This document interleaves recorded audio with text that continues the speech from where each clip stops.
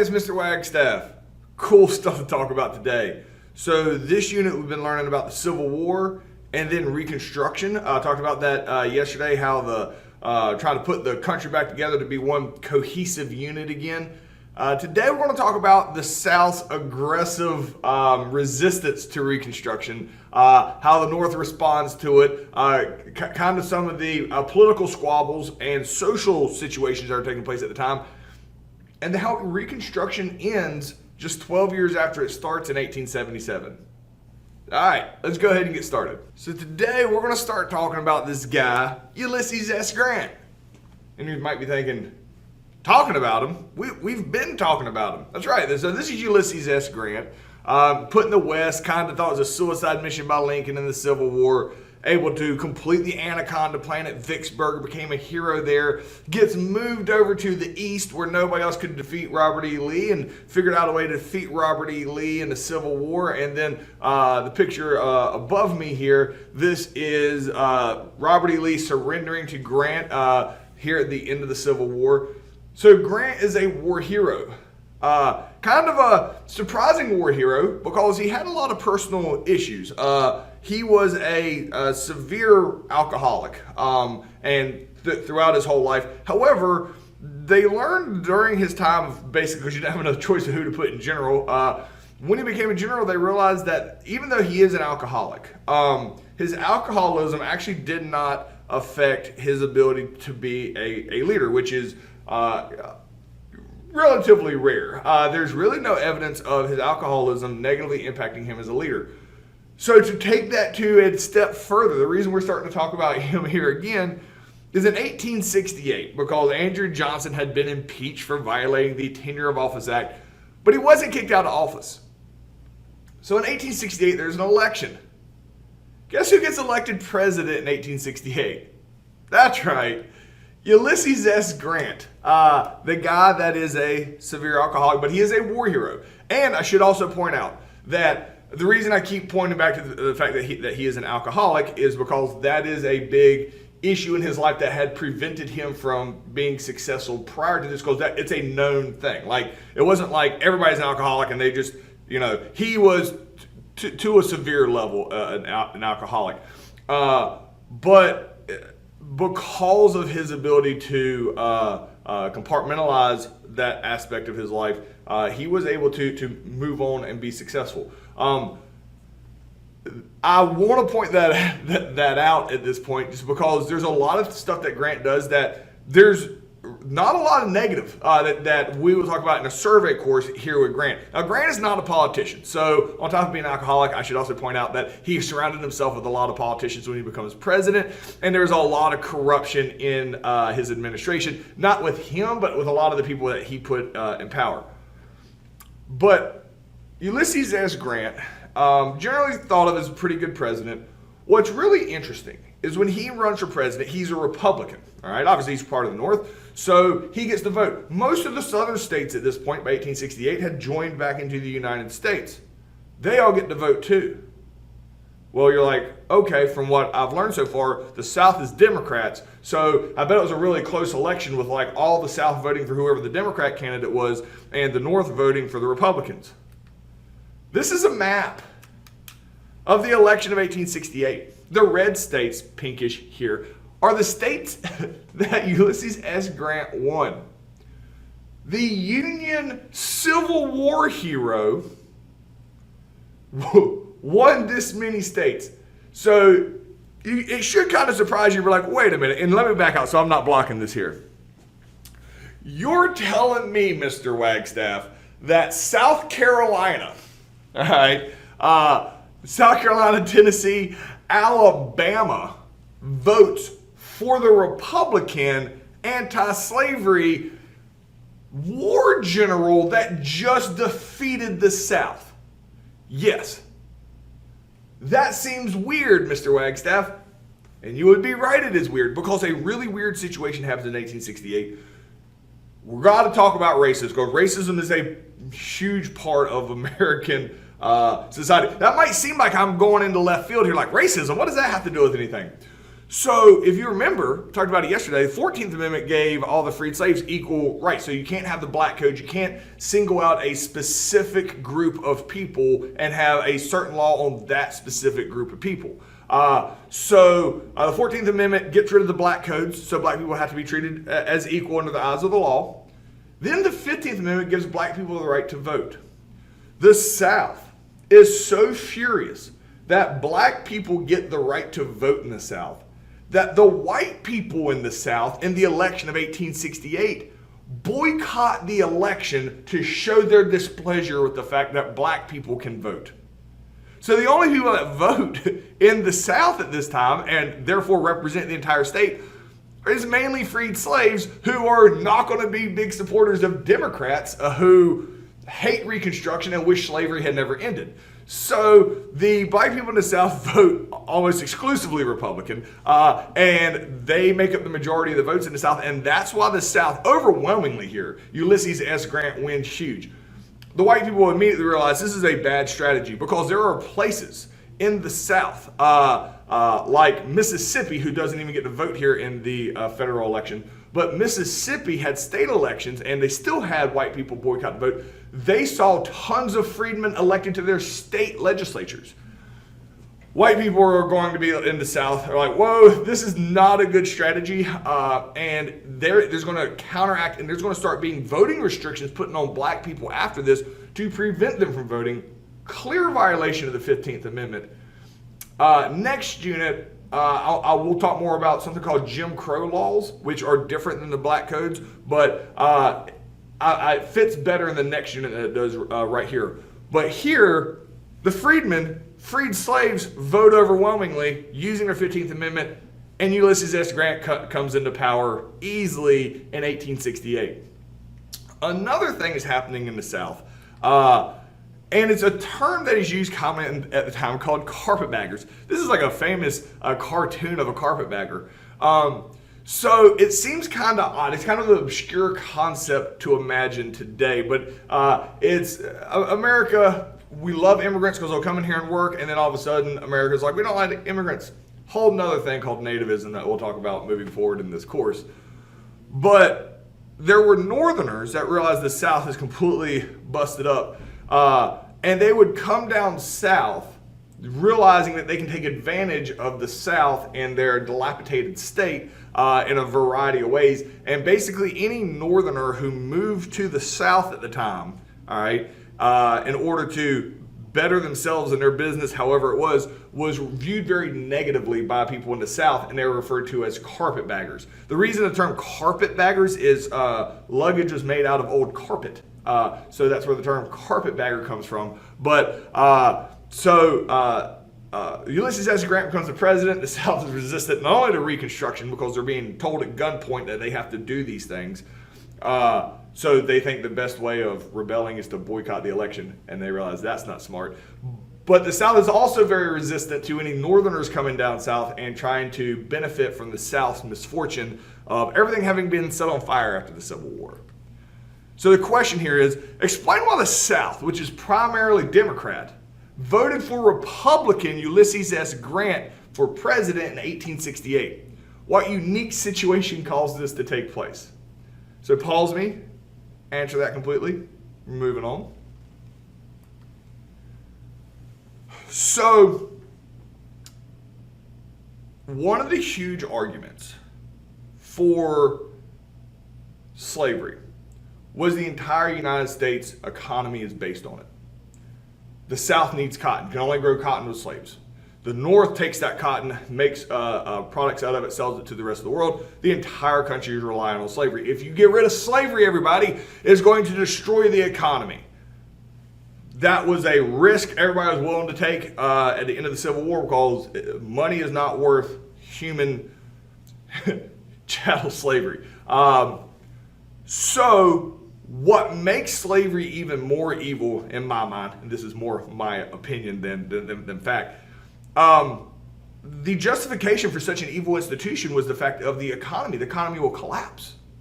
Almost immediately after the Civil War, with no slavery, the economy recovers. America produces the exact same amount of cotton after the Civil War as they did before. without slaves.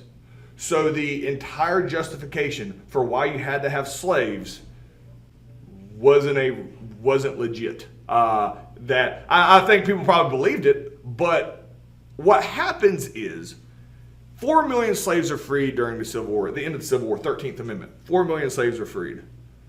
They all have a skill. The vast majority do, and a lot of that's growing cotton. That is a skill set. That is valuable. So slaves that were growing cotton as slaves, freedmen that were growing cotton as slaves before the Civil War, after the Civil War, continue to grow cotton because they make money that way. However, it's not in the slave environment per se. There's two specific ways in which freedmen can make money growing cotton. Now, obviously, if you own land, you go out there, you grow cotton, you sell your cotton, you make money. Hooray. Obviously, that would be the best. That's so rare, it's not even an option here of what happened to most freedmen, because to own land, you have to buy land, which means you have to have money. Slaves didn't have money. There's no bank that was going to loan a freedman money. So buying land wasn't an option. The most common thing to happen is if a freedman has $0 and wants to make money, they become a sharecropper. So what happens is there's a plantation owner who just lost all of his workers that were slaves, all right? But he has 100 acres, all right? 500 acres, however many acres that he has. He needs to grow cotton on that. He's a rich plantation owner. He doesn't actually do the work. So what he does is any freedman that comes to him is like, hey, can I be a sharecropper? Because he would advertise for it. I'm taking in sharecroppers. And then he's like, cool. Yes, here's what's going to happen. I'm going to give you 10 acres of land here. Now, you can still live in the same slave quarters you used to. You're not required to, obviously, but same slave quarters that you used to here. So you'll live here. Give you 10 acres of land. You will grow all of the cotton, all right? You'll do all the work as you normally do, and then you will sell it at the end of the year, and I get half your profits. All right, so he owns that. That alone seems okay. That's honestly not that bad of a deal if that was the extent of it. What ends up happening, and I'll back out here so you can kind of see this a sharecropper cycle of poverty. What ends up happening is, sharecroppers, they need tools. Well, the owner like, well, I'll rent you the tools that I used to force you to use.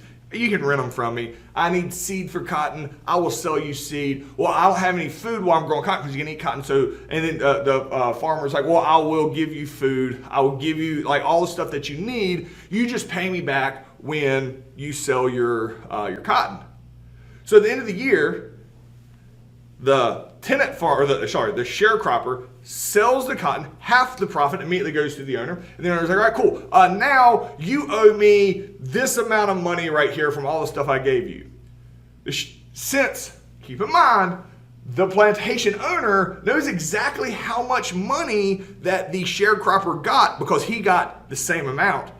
He just tells him he owes him just a little bit more than the amount that he knew the sharecropper made. So he basically takes all the sharecropper's money. The sharecropper is actually now in debt to the plantation owner. Well, the rule is you can't stop being a sharecropper until you pay off your debt. So now the sharecropper is stuck there. It has to do the same thing the next year, and the next year, and the next year, and the next year. Who's making all the money off of the cotton? The plantation owner. Who is mandated to keep sitting there and working even if they don't want to? This sharecropper. This sounds a whole lot like slavery light. Now, I don't want to make light of slavery because at least the sharecropper got to make the choice that this is what they were going to do, and they got themselves in debt. This happens all over the place. They are not, their kids can make their own separate choice. So I don't, while the day in and day out lifestyle is similar to slavery, the fact that you are not owned by somebody else is drastically different. So sharecropper is one way that slaves survived after the Civil War. The other one, and this one was a lot better, is tenant farming. If you went to the same plantation owner, it was like, hey, let me rent the land up front, and then I get to keep 100% of the profits of the cotton I grow. That was much better. However, the problem ends up being that you have to have money to start with. So slaves that had money to start with somehow and could, I keep saying slaves, freedmen, that could rent the land from plantation owners, were able to make some profit and were able to survive a lot smoother than sharecroppers, which was literally, economically, it was like one step above slavery. The fact you're not owned by somebody else and you're not told who you can or can't marry and that your kids aren't owned and they can't take your family from you, sharecropping is drastically better than slavery. I want to make sure there's nothing in my mind worse than chattel slavery. But sharecropping is a way that the rich white people in the South still were able to make the freedmen do all the work and reap all the benefits from it through sharecropping, and then to a slightly better situation, tenant farming. So the question here is, tenant farming is better overall than sharecropping. So why did so many freedmen become sharecroppers instead of tenant farmers? And explain that. So pause me, answer that completely. We're moving on. Let's talk about the KKK, the Ku Klux Klan. This is as crazy as you would imagine. This is a picture of the KKK. So let me explain to you the logic behind the racist terrorist organization that is the KKK. So, the absolute greatest fear of all time in the South. All right. Now, I would say this is like the greatest fear in the South of all things. Are terrified of black men marrying white women and having mixed babies. That is like the great terror of the South. All right. That is absolutely horrifying. Now, there are going to be literal laws for a long time that say white people and black people can't even get married. Like crazy long time those laws exist, up well into the 20th century, the second half of the 20th century. So the reason, and there's separate sides of town, the reason it is a legit possibility that would be more common at the time is, remember, we just fought a civil war. 700,000 people died. What kind of people died? Young men, mainly young white men. So basically an entire generation of young white men had been killed in the South in the Civil War. All right, not all of them, but there's a large population of missing young white men in the South. There's still the same amount of marriage age young white women. There is now 4 million freed slaves. Obviously, a percentage of those are marrying age young black men. The fear that white women will marry and have babies with the freed slaves is a horror to white people in the South. All right, and they have to stop this at all costs because, racism. So the KKK comes out. The KKK is a Christian organization. That's right. The terrorist organization, the KKK hate group, is a Christian organization. So in order to join the KKK, you had to be a white Protestant male. All right. So, and the point was the reason they dress up in these sheets, and this is the original look of the KKK when it come out in the 1800s. They'll get in the whole more entire white outfits later on. We'll talk about them again in the 1920s. It's actually relatively short-lived on a grand scale here.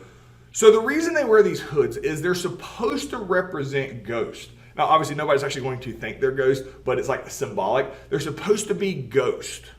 They're both supposed to represent the ghost of the dead Confederate soldiers that have come back to protect the white women in the South from the evil black people that are trying to have babies with all the white women. That is the belief at the time.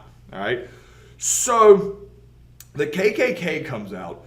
It is a straight up terrorist hate group, aggressively preventing black culture and white culture from having anything to do. If a black person is just talking to a white person, you could get murdered, and it did happen. And we'll talk more about lynchings in future units. But you could absolutely be murdered for that, and nobody goes and arrests. I mean, it's just crazy, the lawlessness and the brutality that can be done to black people in the South. And the KKK could dress up, and disguise themselves and commit these heinous acts in the South to be terrorists to the black community, to basically keep black people in an inferior position. So it's come out to, save white women, but basically anything to keep black people in an inferior position is what the KKK's goal is. Now, Ulysses S. Grant comes in. He's not a politician, but he knows some bull crap when he sees it. And when he sees the KKK come out in the South, I mean, almost immediately when he comes in the presidency, there's a backlash to black people because they all voted in the South. Grant's like, nah, I ain't going to do that. We're going to shut that down. And Grant has a really unique way of shutting down the KKK with something called the Enforcement Act of 1870. So he's going to fight fire with fire. He's like, oh, they want to be terrorists, did they? Cool. Let's go see if I can get some terrorists to infiltrate their terrorist organization. So Grant, not him personally, but he sends people down to the mountains of North Carolina, which is almost exclusively white people. All right. Now, the mountains of North Carolina, kind of backwoods, especially in the 1800s, like literally backwoods. That's kind of where, anyway. So the reason he goes to them specifically is because plantations don't exist in the mountains because can't grow stuff there. It's a very poor community. They couldn't afford slaves. Most of the people in the mountains had never seen black people. They've never been taught to be racist towards black people. They just truly don't care because racism is something that is taught. So he goes to the mountains and says, hey, y'all want to earn some money? It's a very poor area of North Carolina. And they're like, yes. And he's like, all right, here's what I want you to do. I want you to go join the Klan. Go join the KKK. Find the Klan somewhere. Join all their meetings. And then when they have their meetings, just start shooting people. Like straight vigilantism. Like he just encouraged this. Like if you can disrupt their meeting, you get paid. And basically the mountain folk of North Carolina go and join the KKK and just absolutely destroy the organization from the inside out, doing terrorist tactics on the actual KKK. And the KKK actually, I'm not going to say it disbands. It's still a very small group of hate that will exist, and it will come out huge in the 1920s, like 50 years later. But the wide presence of the KKK is going to drastically dwindle after the Enforcement Act of 1870, in which Grant hires mountain folk to go infiltrate the KKK. So we will come back to the KKK in future units because it is an important part of American history that this can exist. But it'll be a while before we come back to the KKK. And the KKK, as you may be aware of it now with the, all the hierarchy stuff and the robes and all that, that actually is more of a 1920s interpretation of the KKK. Anyway, so the question here is, why did President Grant use white people from the mountains of North Carolina to help disband the KKK? Why did Grant feel they were the right people for the job? So pause me, answer that completely. We're moving on. So Grant, he wins re-election in 1872. In 1876, he's not running for a third term in office. He's done with it. Again, you could run for a third term if you want. George Washington had chosen not to. Ulysses S. Grant's like, I'm not going to run for re-election. So in 1876, there is a presidential election. The Republican, all right, the guy from the North is a guy named Rutherford B. Hayes. He runs for president. The South has a Democrat, a guy named Samuel Tilden. Now, the South has learned you can't boycott an election. So the South is basically back in at this point. The North is back in. So not surprisingly, the country split in half, and they on this vote, I got a little picture here. This is how the vote turns out. It's an exact tie in the electoral votes. It's 50-50. Notice all those blue states in the South, that had voted red, they're now voting blue. And you're like, South Carolina voted Republican? That's crazy. New York City, or the state of New York, voted Democrat. So you're starting to see, because prior to this, it was based over slavery. Slavery is over and done with. So you do see now some states taking issues with other things that are more of a priority. But generally speaking, the South at this point is still Democrat. The North is generally going to be Republican. This is a bad situation. We are 11 years out from the end of the Civil War. We have the first election in which everybody honestly shows up and votes, and it's a tie. And there is a serious squabble over who gets to be the president, the Republican or the Democrat. There is legit fears here in 1876 that this tension can lead to another civil war. So everybody's kind of on panic mode on what are we going to do here. Nobody wants to go back to war, but neither side is willing to give in. The South hates Reconstruction with a passion, all right? So the South is being forced to make these changes they don't want because the North this entire time has had the South under martial law. There is a federal soldier on every street corner making sure the South follows the rules. The South can't even make its own state rules. They can't do any of this other stuff because the federal government having troops in the South is watching them. The South hates Reconstruction, and they hate the fact that these troops are down here telling them what they can or can't do.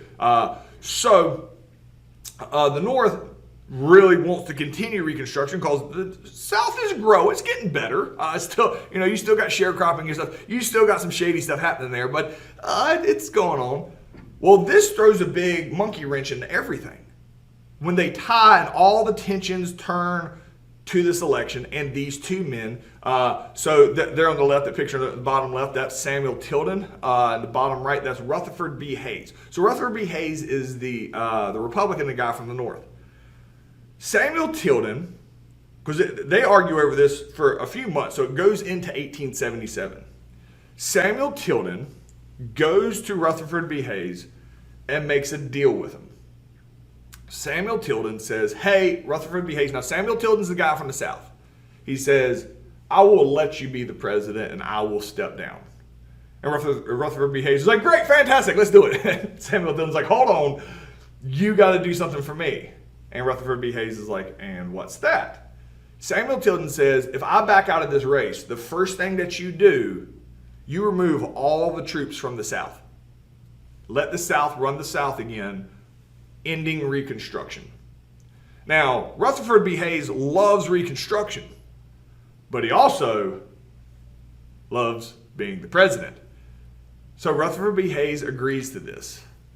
And the Compromise of 1877 allows Rutherford B. Hayes to become the president. Samuel Tilden steps down, but then Rutherford B. Hayes is going to pull all the troops out of the South. And Reconstruction in the South is going to end. And while economically everything kind of meshes back together and everybody starts hugging it out, oh, we're so glad the Civil War is behind us. Oh my gosh, can't believe we went through that. Hug it out, everybody's bros. The South then creates these things called Jim Crow laws and treats black people as second-class citizens that we'll talk more about in the next unit. But Reconstruction ends with this compromise of 1877 that allows Rutherford B. Hayes, the Northerner, to be the president, under the promise that he ends Reconstruction and brings the troops out. So the question here is, Reconstruction ends with the Compromise of 1877. Explain what that means. So answer that completely. That's the end of this unit. See you guys next unit.